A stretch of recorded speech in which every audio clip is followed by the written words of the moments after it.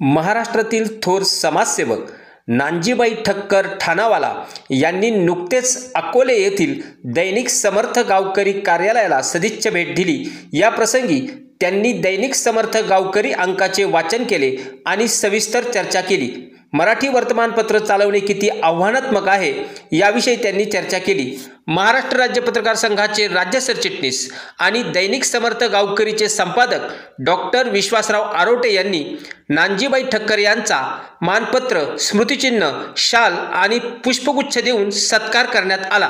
क्रांती news Akole, Sunil Schenker. तुम्हाला डॉक्टरांनी जायला नाही सांगितलं, पण तुम्ही म्हणले मी शब्द दिला, तुम्ही वचनपूर्ती करणार आहात, म्हणून मी तुमच्याकडे कधी आयुष्यामध्ये काही मागायला कधी येणार नाही स्वतःसाठी।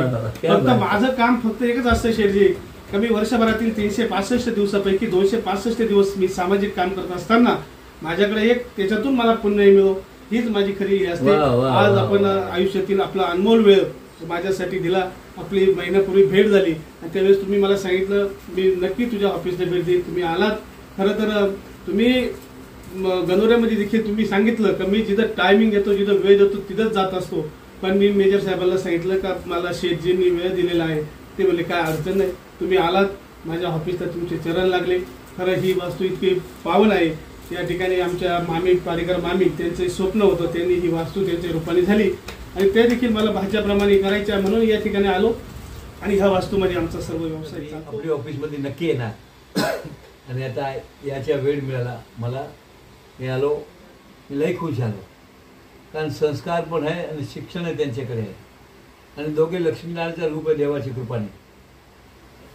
ते जिथे जिथे काम सुरू करणार तिथे देव त्याला शक्ती पण देईल आणि भक्ती पण देईल आणि यश पण देईल, कारण यश मागायला लागत नाही देवाकडे, न मागता यश मिळतो।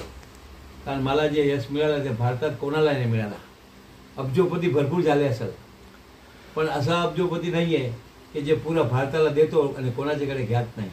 आमच्या गावकरीच्या मालकांनी पण मला सांगितलं असेल की 51 लाख रुपये द्यायचे तर मी घेणार नाही, कारण मी 50 वर्षापूर्वी संकल्प केला आहे की कोणाच्याकडे घ्यायचं नाही, मात्र कोणाला परत पाठवायचं नाही।